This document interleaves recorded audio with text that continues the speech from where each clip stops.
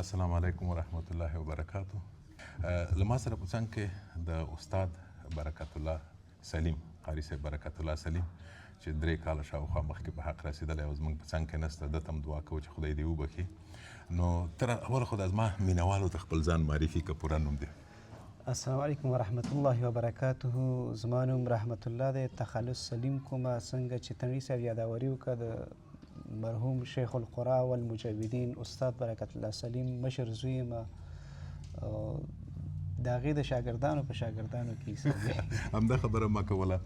حتما تاسو ته یاد دی استاد قاري صاحب برکت الله سلیم په نړیواله کچه ډېرې خورا زیاتې نړیوالې مسابقې ګټلې وې د قرآن شریف د تلاوت، او دی نه یوازې په افغانستان کې په ټوله دنیا کې نوم لري، احترام ورته کوي خلک.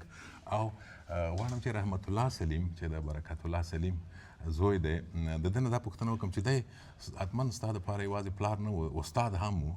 تا مخکې اشاره وکړه چې زما پلار هم و او زما ملګری هم و. نو د ده زده کړې هغه اثرات څنګه وو په تا باندې؟ استاد زموږ دپاره یو لارښود و. څنګه چې قرآن کې ویلي دي هغه چې به کله دعوت هم کوو نو ډېر په حکمت سره به یې کوو. حکمت په معنا یعنې څنګه چې قرآن کې راغلی دي چې ادعو الی سبیل ربکم بالحکمه والموعظة الحسنه وجادلهم بالتي هي احسن. نو هغه چې به کله دعوت هم کوو یا چاته به درس ورکوو یا هر کار چې به یې کوو ډېر د حکمت او د نرمۍ نه به یې پکې کار اخیسته. کله هم د کراهت نه، د زور نه، د جبر نه شاګرد سره کار اخیستی. او نارمل زندګي کې هم هغه چې و دغه ډېر حلیم او نرم خوی لرو. نو زما کله نه یادېږي چې کم شاګرد ته په غوسه شوی، بلکې ډېر یو غټ مشوق به تشویق به خلکو به دې لیارې ته به راغب کول، داسې یو رویه به ورسره کوله چې کس په خپله مایل دې ته شو، دې لیارې ته به راغب شو. نو یو ښه راغب و، ښه خلک دې لیارې ته رابلله، نرمۍ نه کار ورسره اخیسته. هغه رویه داسې وه، هغه میتود داسې و چې په خپله به یو سړي غوښته چې په دې لیارې ته راشي. صرف به مثلا نه هغه اکثرا شاګردان چې وګورې څوک به مثلا ډاکټران و، څوک به انجینران و، هر چا سره هر فن سره به د هغه یو اړیکه وه. ځکه هغه نور خلک د دې نه علاوه چې په خپله اهل قرآن چې همدغه مسلکي قاریانو د دې نه علاوه د هغه نور شاګردان چې دي په نورو مسلکونو کې مو ولې بیا هم د دومره دغه ورسره کړی چې د هغو په څنګ کې د قاریان هم وو. همداسې ده. خدای دې وبخي، یاد یې په خیر همیشه یادوو. زه خو تل یادوم ځکه زما خو ملګری هم و او همیشه به ځان به کم راته ښکارېده چې ده به ماته ټلیفون کوه. هغه وختو کې دا موبایل و دا خبرې نه وې، هغه پخواني ټلیفونونه به وو که نه، په هغې کې به یې بس ماته زنګ وهه. ماته به ځان کم ښکارېده چې استاد ماته زنګ وهي، بیا به ما ټلیفون ورته وکړه او کیسې به مو کولې. او دغلته چې مونږ ناست یو په دې جومات کې، دا د هانسلو جومات، دلته به هم معمولا په روژه کې به دی راته او په روژه کې به یې دلته تراویح کولې او په عین وخت کې به یې د قرآن ختمونه کول. نو د ده د جنت ځای وي، یاد یې په خیر او تل به یې په ښه یادوو. یوه بله خبره غواړم چې د رحمت الله سلیم نه، قاري صاحب نه وضاحت وغواړم. هغه دا دی چې ما چې اورېدلی دی، ما ته استاد هم ویلي و چې په څو مسابقو کې نړیوالو سیالیو کې د قرآن شریف د تلاوت د جایزه ګټلې و، اول ځای ګټلی و. څوک وایي چې 8 مسابقې دي، څوک وایي چې 10 دي. تا ته خپله معلومات څه دي؟ استاد څه درته ویلي و چې څومره نړیوالو سیالیو کې د قرآن شریف د تلاوت د اول ځای ګټلی و؟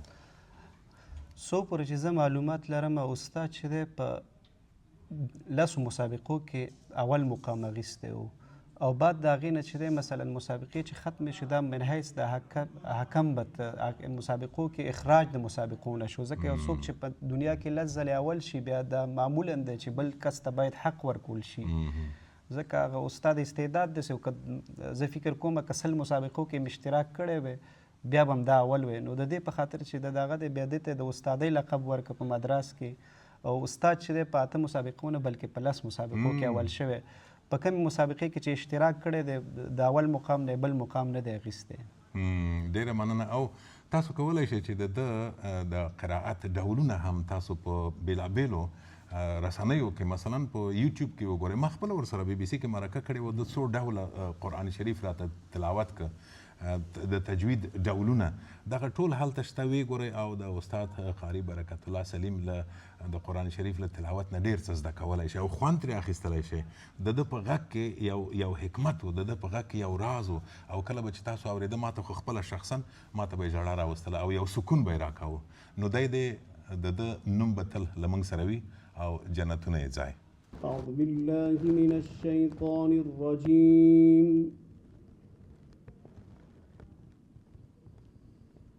بسم الله الرحمن الرحيم.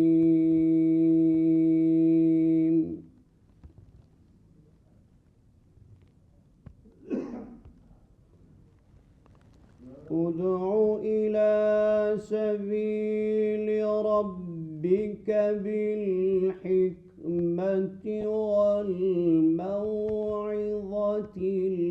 الحسنة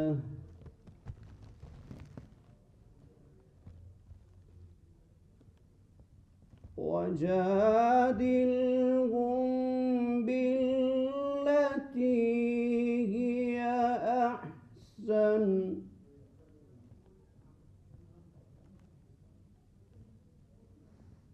إن ربك هو أعلم بمن ضل عن سبيله